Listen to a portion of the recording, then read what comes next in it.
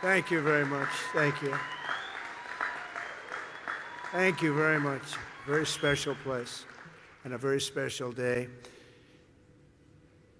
Thank you to Vice President Vance, doing a terrific job. Thanks also to a man who has devoted his life to service members and veterans, Secretary of Defense Pete Hegseth, who's doing really well. He went through a lot, didn't he?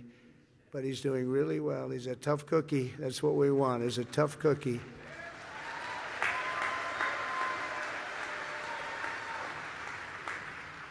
And we're grateful to be joined as well by Chairman Kane, terrific military person, members of the Cabinet, members of Congress, members of the United States Armed Forces, veterans, and many other distinguished guests. We gather today to honor the incredible service members who rest in glory in this cemetery and burial grounds around the world and in 1,000 lonely places known only to God.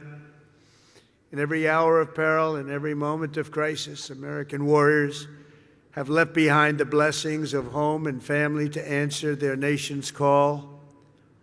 They've offered all that they had within them and given their last breaths to each and every one of us that we might live safe and breathe free.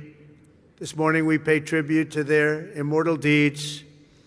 We share in the sorrow of their beloved families, and as one nation we give thanks for the ultimate gift they have so selflessly given to all of us. These warriors, and that's what they are, as great, great warriors, picked up their mantle of duty and service, knowing that to live for others meant always that they might die for others. They knew that. They asked nothing for it. They gave everything, and we owe them everything and much, much more. Each of the service members who have made the supreme sacrifice for our nation has also left an unfillable void and an unbreakable silence in the lives of all who love them. For the families of the fallen, you feel the absence of your heroes every day in the family. These are great families. These are wonderful families. In the familiar laugh no longer heard, the empty space at Sunday dinner, or the want of a hug or a pat on the back that will never come again. Every Gold Star family fights a battle long after the victory is won, and today we lift you up and we hold you high. Thank you, thank you, thank you for giving America the brightest light in your lives. It's what you've done. We will never, ever forget our fallen heroes, and we will never forget our debt to you.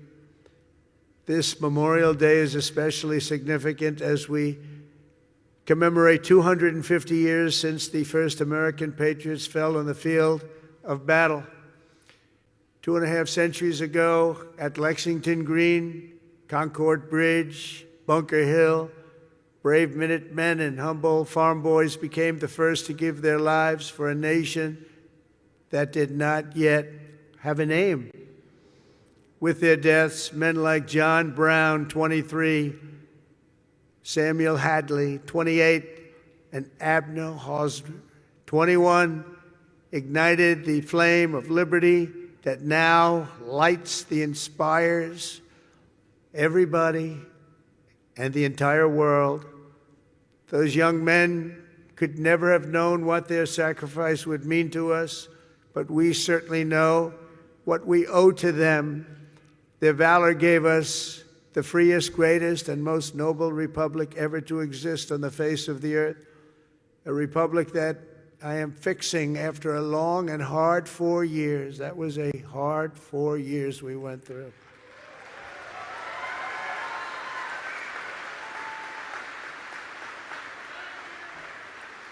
Who would let that happen?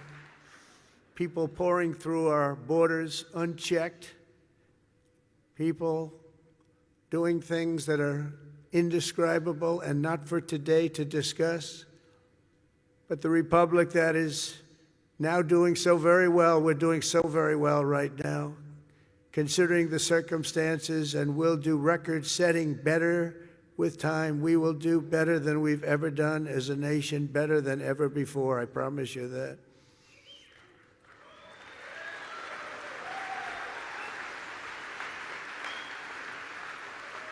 In every generation since, at Trenton and Yorktown, at Vicksburg and Shiloh, and in faraway places with names like Chateau, Terari, Anzio, Iwo Jima, Quezon, Kandahar, really just a few chosen names, and these are names that have become so important on the altar of freedom. They plunged into the crucible of battle, stormed into the fires of hell, charged into the valley of death, and rose into the arms of angels. The sacrifice that they made was not merely for a single battle, a long-ago victory, or a fleeting triumph, decades or centuries past. Their sacrifice was for today, tomorrow, and every morning thereafter. Every child that lives in peace, every home that is filled with joy and love, every day the Republic stands is only possible because of those who did what had to be done when duty called, and the cost was everything to them and to their families. Our debt to them is eternal, and it does not diminish with time. It only grows and grows and grows with each passing year. The greatest monument to their courage is not carved in marble or cast in bronze. It's all around us, an American nation, 325 million strong, which will soon be greater than it has ever been before. It will be. And so today we uphold the memory of our heroes, as people have done since ancient times, by telling their stories and exalting their names. Senior Master Sergeant Elroy Harworth was a young, beautiful man from Earhart, Minnesota, when he enlisted in the Air Force and was sent to Vietnam.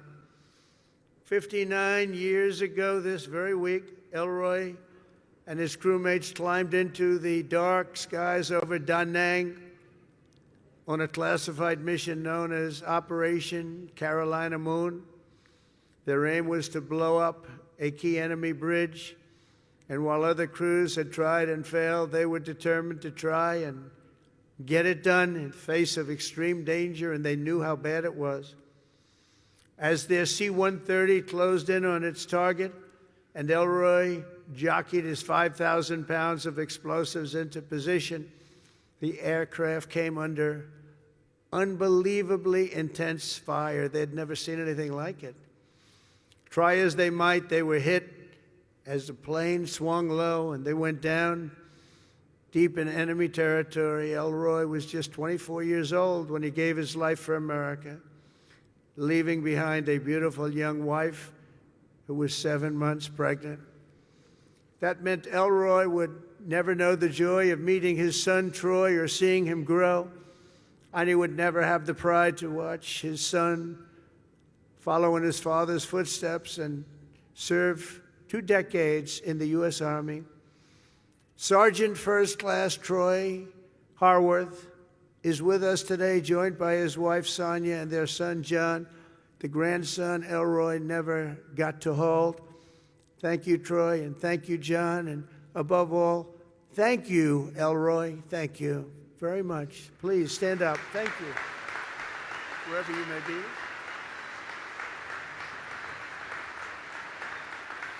Thank you very much. Great family. Corporal Ryan McGee of Fredericksburg, Virginia, knew from the time he saw the towers fall on 9/11 that he wanted to be an Army Ranger. He was an American guy, all American. He was a tough guy. He was the top of everything. In high school, he was captain of the football team and was voted friendliest and most charming by his peers. Ryan joined the Army soon after graduation, and after 3 tours in Afghanistan, he deployed to Iraq. He and his unit were tasked with hunting down a weapon facilitator, and a suicide bomber cell near Baghdad, a vicious, vicious cell, killing many, many people. 16 years ago this month, they engaged the enemy in a firefight, and Ryan was mortally wounded. He gave his life at 21 years old, and today he rests until the end of time in the famed Section 60 here at Arlington, where we have buried our honored dead from the war on terror. We are joined today by Ryan's mom, Sherry. And Sherry, all of America shares in your grief, and more importantly, we share in your pride in your wonderful son. And thank you so much for being here, Sherry. Where's Sherry?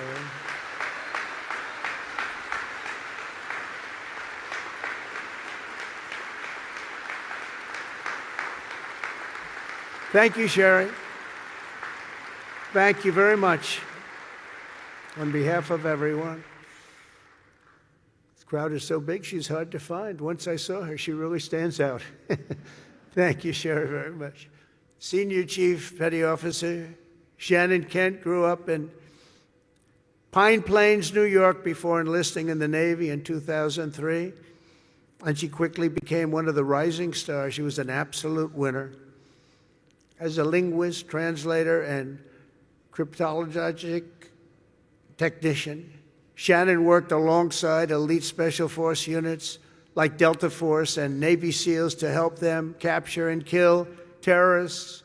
She was among the first women ever to do it, and she did it better than anyone. In January 2019, Shannon was on her 5th combat deployment, embedded with a team hunting ISIS terrorists through the streets of Syria, when a suicide bomber detonated his weapon, killing Senior Chief Kent and 3 other wonderful, beautiful Americans. She left behind her husband, Joe, and their 2 sons, 3-year-old Colt and 18-month-old baby Josh. Today, Shannon rests in peace on these grounds alongside her comrades. To her boys, Colt and Josh, who are here this morning, now aged 9 and 7, let me say your mom was a hero, and her love, her strength, and her spirit are always with us and always be with you. She loved her boys. To Joe, the boys, Shannon's parents, Mary and Stephen, and her sister Mariah, Shannon's name will live forever in the chronicles of true American patriots. I just want to thank you, and thank you so much for being here in honor of your magnificent family member. Stories like Shannon's, Ryan's, and Elroy's remind us of the real meaning of the day. And I want to just say, please stand up wherever you may be. The boys, I want to see those boys. Where are you?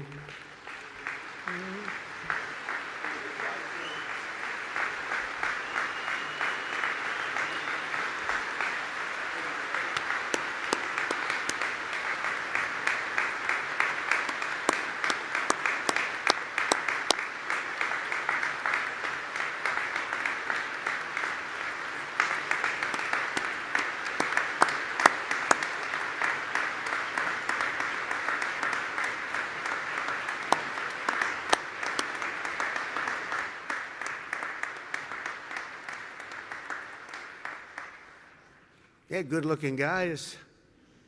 Thank you very much for being here. All of you, thank you so much. We should never forget, even for a moment, that freedom is a gift of the highest cost, and peace is won at the most precious price. These extraordinary American heroes and their immense and ultimate sacrifices, they offer only the faintest glimpse at the infinite grace we have received from all who laid down their lives for America. Over the past 250 years, we're going to have a big, big celebration, as you know, 250 years. In some ways, I'm glad I missed that second term where it was, because I wouldn't be your president for that most important of all. In addition, we have the World Cup and we have the Olympics. Can you imagine? I missed that 4 years, and now look what I have. I have everything. Amazing the way things work out.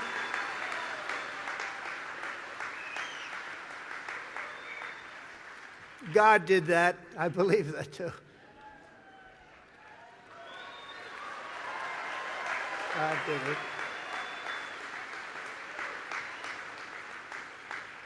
You know, I got the World Cup and I got the Olympics.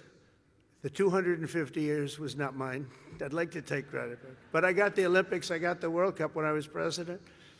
And I said, boy, it's too bad I won't be president then. And look what happened. I turned out, and we're going to have a great time. We're going to have a great celebration. But most important of all is the 250th anniversary. That blows everything away, including the World Cup and including the Olympics, as far as I'm concerned.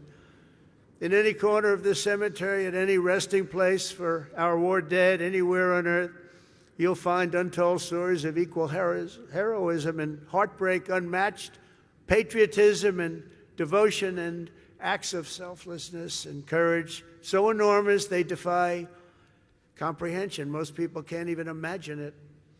Great poets have written that it's love which moves the sun and the stars, but here on the sacred soil, right where we are, we're reminded that it's love which moves the course of history and moves it always toward freedom, always.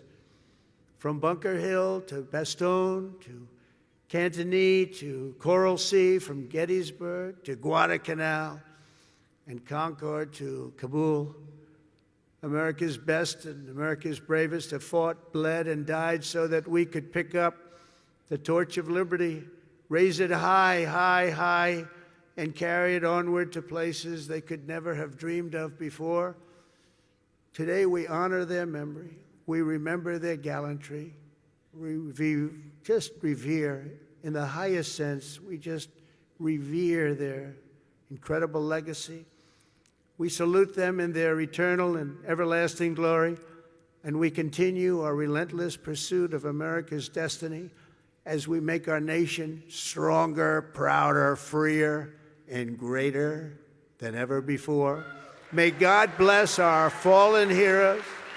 May God bless our Gold Star families, and may God bless the United States of America. Thank you very much, everybody. Great honor. Thank you.